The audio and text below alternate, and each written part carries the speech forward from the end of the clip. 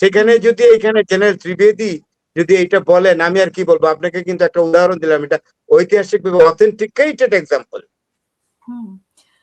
আর আপনি যেটা বলছেন যে মা মাসির কথা যেটা বলছেন, আজকে নরেন্দ্র মোদীও বলতেছে যে নরেন্দ্র মোদীর ইসরায়েল হচ্ছে পিতৃভূমি আর আমিরাত হচ্ছে দ্বিতীয় বাড়ি, এমনটা আজকে বলতেছিলেন। আপনারা আমি কি বলবো, এটা তো বললে হয় না, এটা পাকিস্তানের সাথে ভারতের এই সম্পর্ক। ভারতে পাকিস্তানের লাহোর থেকে সমস্ত শিল্পীরা আইসা পার্টিশনের পরে বম্বে ফিল্মকে ডেভেলপ করেছে। আপনি বলেন বাড়ি কই, মধুবালা তো মুসলমান, হ্যাঁ, মমতাজ দেহলভি, মীনা কুমারী, বেবি মেহজাবিন বাড়ি লাহোরে। আরে আপনি কি বলেন এগুলা? সুরাইয়া বাড়ি লাহোরে, দিলীপ কুমার পেশাওয়ারে বাড়ি পাকিস্তানে। আপনি অনিল কাপুর টাপুর এদের বাড়ি সব পেশাওয়ার, এবং রাজ কাপুর ফ্যামিলি টোটাল, রাজ কাপুর, শাম্মী কাপুর, হ্যাঁ, তারপরে যত কাপুর আছে, পৃথ্বীরাজ কাপুর, সব পেশাওয়ারে বাড়ি। তো পাকিস্তান থেকে তারা চলে, মুসলমানরা, দিলীপ কুমার মুসলমান, জানেন না? এই নায়িকা গুলো কয়েকজনের নাম বললাম, এরা মুসলমান, তারা চলে আসছে। মোহাম্মদ রফি পাকিস্তানে জন্ম নিচ্ছে, কিন্তু ভারতে এসে চলে আসছে। তাইলে এটা কি বলে? সেই জন্যই তো ধর্মেন্দ্র বাড়ি তো অরিজিনাল বাড়ি তো পাকিস্তানে, সুনীল দত্তের বাড়ি অরিজিনাল বাড়ি পাকিস্তানে। তো তারা তো বলবেই যে আগার ভারত মেরা মা হো তো পাকিস্তান মেরা মসি মা হ্যায়। এটা ভারত এবং পাকিস্তানের জন্য হতে পারে। ইসরায়েলের সাথে ভারতের এই সম্পর্ক মোদি, প্রধানমন্ত্রী মোদি কিভাবে বললেন, এটা তো আমার দেমাগে আসছে না, আমার মাথায় আসে না।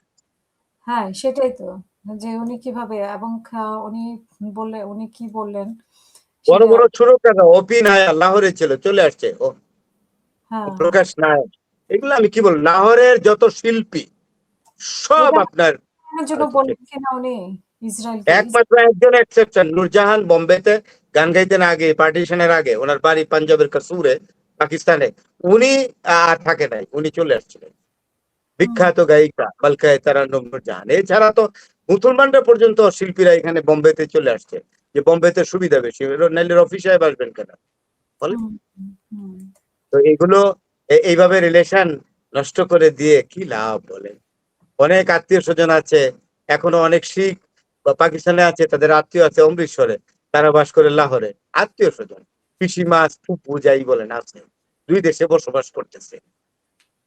আচ্ছা, সেটাই, ওদের জন্য তো এটা খুবই দুঃখজনক। উপেন্দ্র দ্বিবেদী যেটা বলেছেন, যে হুমকিটা দিয়েছেন, এটা তো তাদের জন্য দুঃখজনক, যে তারা। এটা যায় না।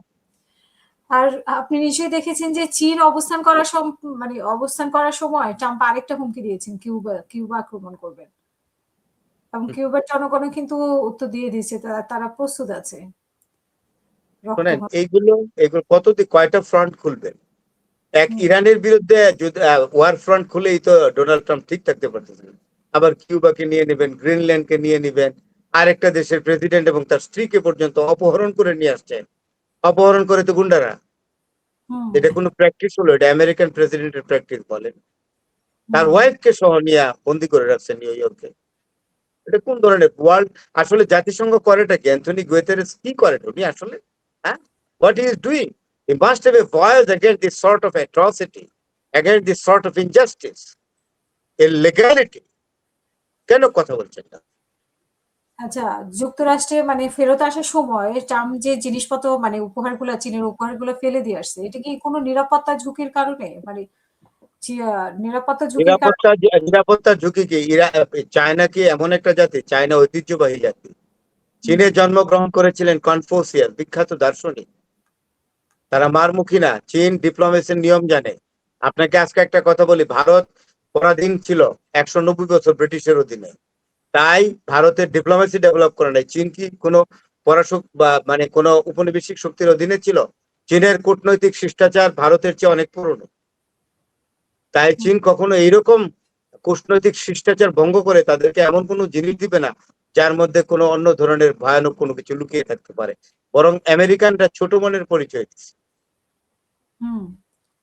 প্রচন্ড ছোট মনে পরিচয় দিয়েছে, আর এটা তো নিউজ হয়ে গেছে, তো এটা তার গোপন রাখার সারা ওয়ার্ল্ডে ভাইরাল হয়েছে, ভাইরাল। আর কি কি এখনো তো ট্রাম্প নিজের মুখে বা কোনো তুচ্ছ সালে কোনো একটা স্ট্যাটাসের মাধ্যমে এখনো বলে নাই, রাগ হোক বা ক্ষোভ হোক, কোনো কিছুই তো প্রকাশ করে নাই চীনের সাথে আসলে কি আলোচনা হচ্ছে। শুনে কিন্তু এত পুয়ার সেন্টিমেন্টের একজন লোককে আমেরিকান লোকরা কেন ভোট দিল এটা আমার মাথায় আসে না। প্রথম টার্মেই তো উনি হোয়াইট হাউস ছাড়তে চাচ্ছিলেন না, একটা কেলেঙ্কারি করেছেন, সেই লোকটাকে কিভাবে আমেরিকান লোকেরা ভোট দেয়? আসলে আমি মনে করি common people of America are not conscious about politics at all.